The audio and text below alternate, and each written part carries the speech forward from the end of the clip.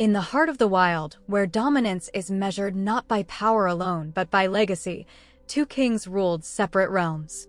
One commanded the golden plains, the lion, crowned by the sun. The other reigned deep in the shadowed jungles, the tiger, silent, patient, and unmatched in strength. But nature cannot hold two crowns forever. One day, destiny brought both monarchs to the same battlefield. Across the vast golden savannas, the lion reigned supreme. His roar echoed like thunder through the grasslands, marking territories that stretched beyond rivers and valleys.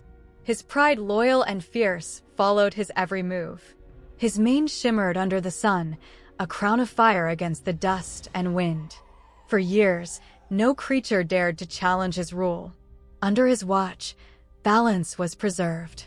The herds grazed, the predators kept distance, and the horizon burned with the glow of 1,000 sunsets.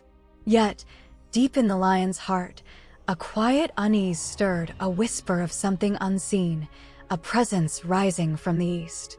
Far from his lands, beyond the last line of acacia trees, a different empire thrived, a jungle thick with mist and shadows.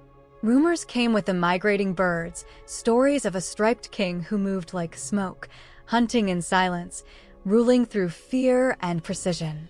The lion's pride grew restless. They spoke in low growls of the tiger, a ghost who felled elephants, a ruler whose strength rivaled gods. Though the lion dismissed the tales, a spark of challenge glimmered within his eyes. For a king, there is no greater threat than another who dares to be one. When the winds changed and the rains drifted west, the tiger's scent reached the savanna. The lion stood on a rocky outcrop, his mane rippling in the wind, staring toward the distant green line of the jungle. Something primal stirred, the knowledge that only one true king could rule the wild. As dusk fell, the air grew heavy. Somewhere far away, a roar answered his own, deep, echoing, and ancient. The jungle had spoken back. The lion's eyes narrowed. The time of kings was ending. The time of battle was near. The jungle trembled long before the tiger appeared. He was a creature born from silence, a ruler who needed no roar to command fear. His stripes were painted by the shadows themselves, his golden eyes burning like embers under the canopy. Every step he took left the forest still, as though even the wind bowed before him. For years, his dominion was untouched. The rivers carried his scent, and the trees bore the marks of his claws. His kingdom thrived not on unity, but on fear. Every predator, every creature, knew that within these green depths, there was no mercy for trespassers. But now a challenge had crossed the wind. The scent of the lion, thick with confidence, ancient as the sun, drifted through the forest. It stirred something within the tiger. Pride, perhaps. Or something older, the instinct to prove. The stories that had spread across the wilderness had made the lion a legend, but to the tiger, legends were meant to be tested. So, when the first dry gusts swept into the jungle from the west, he rose from his den. The forest watched as he moved, sleek muscle beneath striped fur, eyes fixed on the horizon. The tiger followed the scent of the plains, stepping from shade to light, trading the song of birds for the breath of the open world. The grasslands stretched endlessly before him, alien yet challenging. Animals scattered as he passed. The elephants trumpeted in alarm. The jackals fled in silence.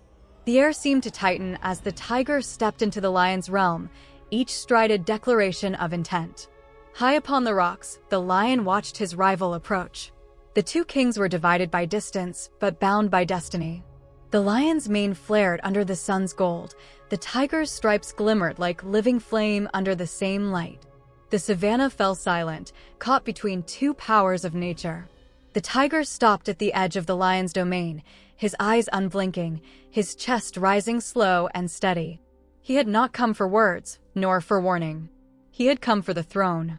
And as the wind carried the tension of two kingdoms colliding, the first crack of thunder rolled across the plains, nature's drum for the war of kings. The dawn came red, not with light, but with omen. Across the savanna, dust swirled like storm clouds as the two kings stood facing each other, the plains holding its breath. No creature dared move. The air itself seemed frozen, charged with the tension of ages. The lion, golden and broad, the sun's fire reflecting off his mane. The tiger, sleek and powerful, stripes rippling with every heartbeat. For a moment, the world was utterly still. Then, with a sound that split the morning, the lion roared. It was a sound that carried power, pride, and dominion, a declaration of rule that had shaken the wild for generations. But the tiger did not bow. His muscles tensed, his eyes fixed. He responded not with voice, but with motion, a blur of strength and precision as he lunged forward. The clash was earth-shaking. Dust erupted, claws tore, teeth flashed. The lion fought with the force of kingdoms, every strike a hammer of authority. The tiger answered with speed and cunning, his movements sharp and deliberate, a dance of death. Their roars blended into thunder, their fury echoing across valleys and ridges. Each was a master of their realm, one born to command, the other born to conquer. The lion's power was raw and unyielding, but the tiger's silence held strategy. With every movement, he tested, adapted, learned. The ground beneath them turned to ruin, marked by claw and blood. At last, as the sun reached its zenith, both kings stood locked, weary and scarred.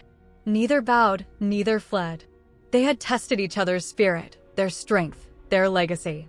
And in that moment, something shifted, a recognition beyond rivalry. The tiger stepped back, his gaze steady. The lion stood tall, his chest heaving. No words, no surrender, only acknowledgement. Two rulers, equal in might, divided by nature yet bound by respect. When the tiger turned toward the jungle, the lion did not follow. The throne of the wild had no seat, it belonged not to one beast, but to the balance between them.